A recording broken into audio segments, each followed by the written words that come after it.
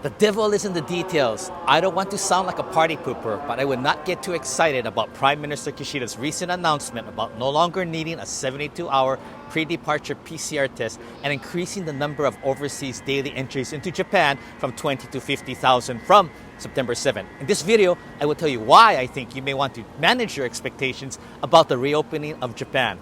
Hey everyone, this is Mike Matsuno. This is the Man in Japan channel. On this channel, we talk about what's going on in Japan. We keep you updated on the new trends. If this is your first time to the channel and you're interested in Japan, please hit that like button and subscribe. Last week, soon after Prime Minister Kishida made the announcement, people in the media and on YouTube were very excited. Many said or wrote about what a huge game changer this was. I too at first was happy to hear the news, but I was still skeptical because something written in the Nikkei Asia article bothered me. It said some restrictions could remain in place. For instance, tourists with valid visas will still be required to enter on group tours, but they will no longer need to be accompanied by a guide. Then just last night on NHK News, Prime Minister Kishida said that all countries would be accepted for entry and would not have to be on guided tours. So what did Prime Minister Kishida really mean? The translation was without requiring people to join guided tours. Did he mean no accompanying tour guide, but still you would have to apply for a visa and entry through a Japanese travel agency? If so, that might take weeks, and arriving on September 7 or soon after would be impossible. There are so many unknown questions, and because the Japanese government, in this case Prime Minister Kishida, did not explain clearly, and it's anyone's guess when the Ministry of Foreign Affairs or the Ministry of Health will announce what the actual procedure is to apply and enter Japan from September 7. In fact, September 7 is already next week. I've checked different sources on the internet and Japan media, and various terms are used for this new entry status. Solo entry tours through a travel agency, solo guided tours, self-guided package tours, non-escorted visitors on package tours, and others. No one is sure how to define the new entry type of tours. The irony is the two ministries, even if they rush, will not be able to get out the procedures and measures in time. Remember what happened with the June 10 group package tour opening?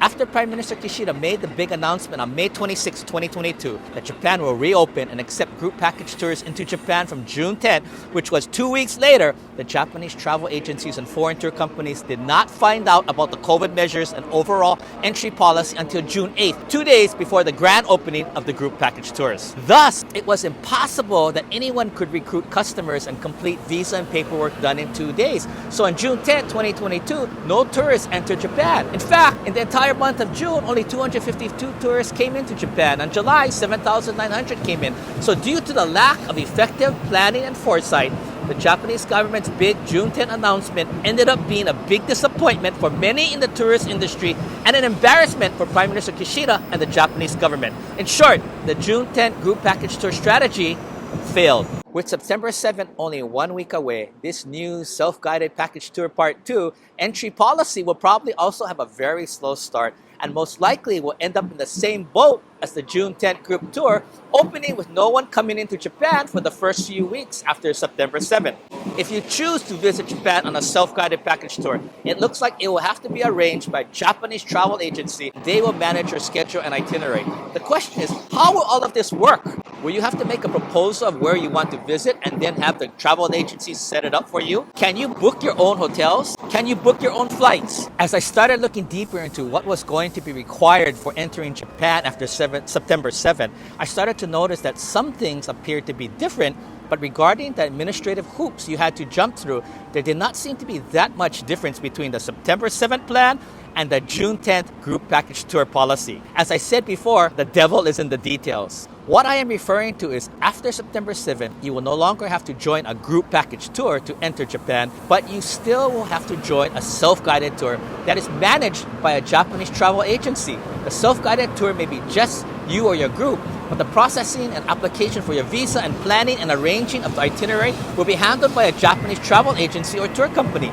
But it sounds like there will be some flexibility in the planning and you can request where you want to go. The one big advantage of the self-guided tour is that you will not have a Japanese tour guide always with you. But honestly, I don't think that is necessarily a negative thing. There are many advantages to have a guide with you, especially if it's your first visit to Japan. But on the new self-guided tour option, you can move about freely and at your own pace. However, once the itinerary is set, you will most likely have to follow the set itinerary, and the travel company will be responsible for you and your trip while you are in Japan. Moreover, all foreign tourists and travelers will have to follow specific entry requirements to enter and visit Japan, and they will need to purchase travel insurance prior to their arrival in the case that they contract COVID while traveling. So in my eyes, the overall framework is different, but same. The September 7th self-guided tours will be like the light version of the June 10th group package tour policy. Self-guided tours light. So although people are saying that you no longer have to be accompanied by a guide, you are still not truly an independent tourist because you still have to go through all the paperwork and visa application, set up and have the Japanese tour company arrange your itinerary, pay for the additional costs of what the travel agency would charge, and follow all the rules and steps. In other words, you still will be under the supervision of the travel agency. As I've said before in past videos, Japan is one of the most efficient, inefficient countries in the world. Once there's a tested system already set up in place, Japan is really one of the best at executing and refining how to make that system even better. They are the masters of attention to detail. However, whenever there is no precedence, Japan many times will trip over their own 2 feet and sometimes creates more problems than they solve. Self-guided tours light part 2 will only create another whirlwind of questions and problems that no one will be able to answer or solve right away. And although the travel agencies and companies are doing their best to quickly set up these self-guided package tours, they are also still waiting to hear about the procedures and process from the Ministries of Foreign Affairs and the Ministry of Health. So they are in a very vulnerable position, and it is really not their fault if the new policy does not work out. One question is, how will anyone enforce or manage this new policy? This is really unknown at this time. Would it be through the My SOS app or another app? Or would it be don't ask, don't tell? Who will take responsibility when a tourist does not follow the set itinerary or gets sick or gets lost or ends up in a different city or somewhere? The questions are endless. Nevertheless, Prime Minister Kishida's recent steps are of course in the right direction. Not requiring the pre-departure PCR test 72 hours before leaving is a good and sensible decision. But it is only one symptom of the many to be resolved. And raising the daily entries to 50,000 entries per day, while only 8,000 tourists a month came into Japan, will not really make that big a difference at this point, because I do not see any large numbers of people suddenly flocking into Japan on this new self-guided tour policy. A Japan Times editorial article made a humorous reference to Japan's border policy being similar to Sakoku 2.0. Sakoku is a historical and specialized word in Japanese that means the complete closing of the country to anyone coming in or leaving Japan, and specifically refers to the Edo or Tokugawa period. Historically, the biggest threat to the Tokugawa shogunate during that time was the spread of Christianity throughout Japan, especially in Kyushu. So to eliminate all Christian influences and to ensure that the Tokugawa shogunate could maintain complete control of all of Japan, they mandated the Sakoku policy and deported and kicked out all foreigners in Japan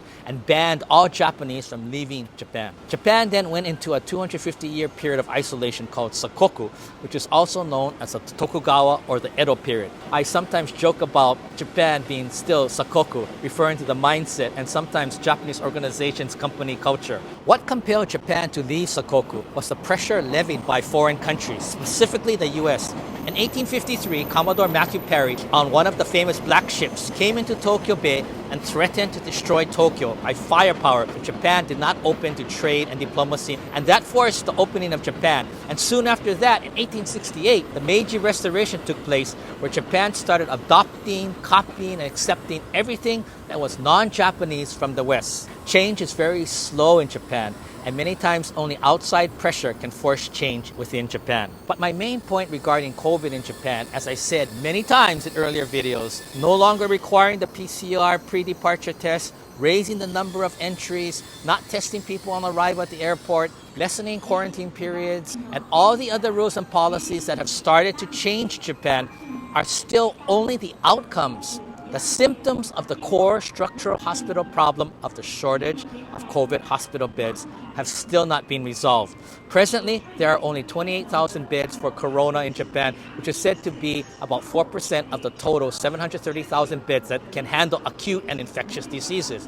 But for the first time, I read that there was some positive hope to address this deeply rooted problem in a recent Japan Times article. Prime Minister Kishida said he was planning to have 50,000 beds designated for COVID patients, almost double of what they have now. If this is true, this would be a serious game changer compared to any other change or policy. If this is true, the next question will be, if Japan is now in the 7th wave of the coronavirus, why has it taken so long for the government to set up 50,000 hospital beds throughout Japan? They could have done this back after the 1st or 2nd or 3rd wave and saved a lot of lives, resolved a lot of related issues, and reopened up Japan much sooner.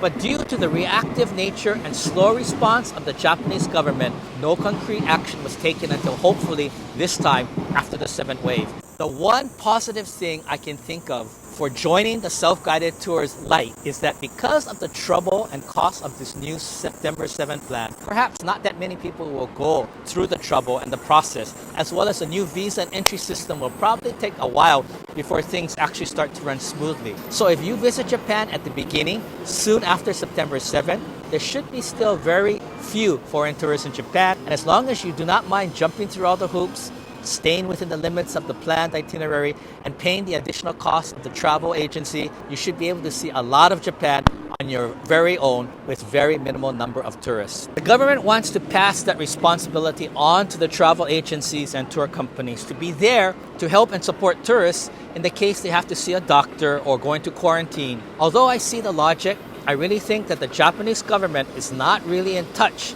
with the reality of what modern tourism and the foreign tourists want and need. And they're quite naive when making such big decisions and creating tourism policy from the ivory towers of Kasumigaseki in Tokyo. It's time to get it right, Japan. Thanks for watching. Hope to see you in the next video. If this is your first time or you haven't subscribed yet, I really would appreciate if you would subscribe. This helps with the momentum and moving forward. And just like the Shinkansen, arigato.